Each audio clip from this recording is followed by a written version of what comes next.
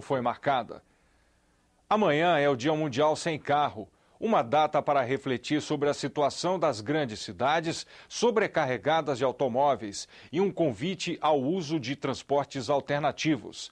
A importância de um sistema de mobilidade eficiente é o tema da última reportagem da série sobre trânsito que o Jornal do Senado vem apresentando durante toda a semana.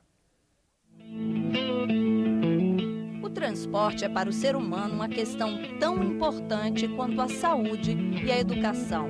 As pessoas precisam se deslocar para trabalhar, estudar, se cuidar, se divertir.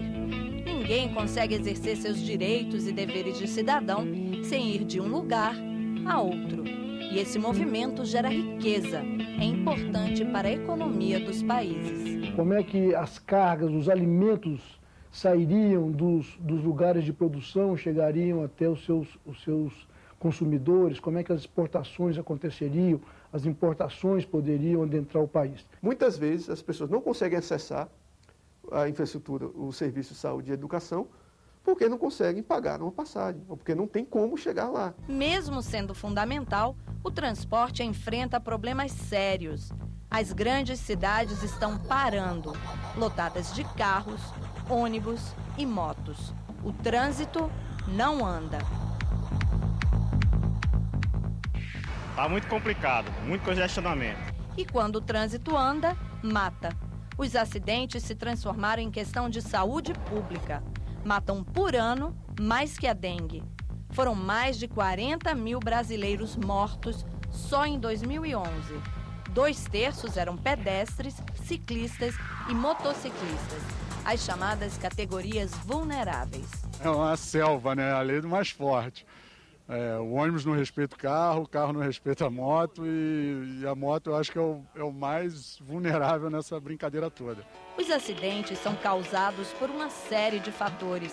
Um deles é a ineficiência do transporte público, resultado de uma política que há anos tem privilegiado o transporte motorizado individual, o carro. Muito pouco, né, para atender a demanda, né? Vocês podem ver que as baias estão tudo cheias, né? As paradas de ônibus sempre lotadas, né? Então vai sempre pelo interesse do empresário. O empresário é a gula, sempre grande em querer, né? Mais, né? E oferecer um transporte de condições quase que subhumanas. Nós temos excesso de automóvel, nós temos uma política fiscal de apoio à indústria automobilística. Basta a indústria automobilística alegar que está pegando um resfriado, que é dado uma série de apoios fiscais para a indústria automobilística. A solução para conseguir um transporte eficiente passa por um planejamento estratégico que leve em conta as particularidades de cada cidade e seu potencial de crescimento. Cidades pequenas, médias e grandes pedem sistemas diferentes. Toda cidade tem um plano diretor.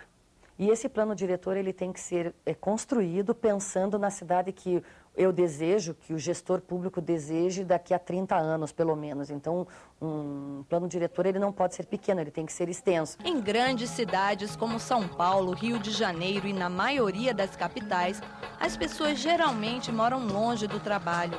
Elas precisam de sistemas inteligentes que levem em consideração o meio ambiente e utilizem uma única tarifa para um trajeto quase que desenhado individualmente. A integração entre ônibus, metrôs e vans é a receita de especialistas para um sistema de transporte público eficiente e de qualidade. O resultado?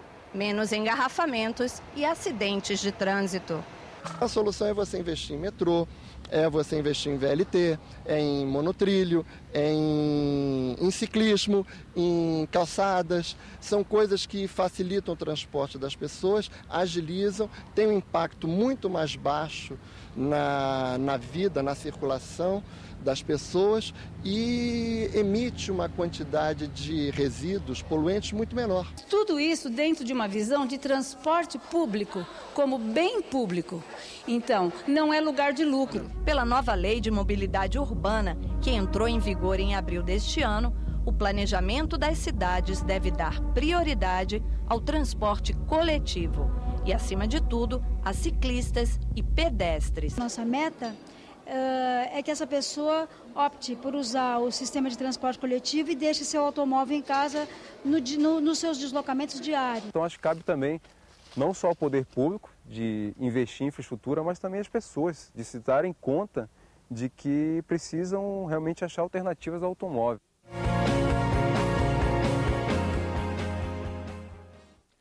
Nesta sexta-feira, o governo federal lançou o Pacto Nacional pela Redução de Acidentes. Haverá campanha na televisão e ações nas escolas, estradas e eventos esportivos. A meta é reduzir as mortes no trânsito pela metade até o ano 2020.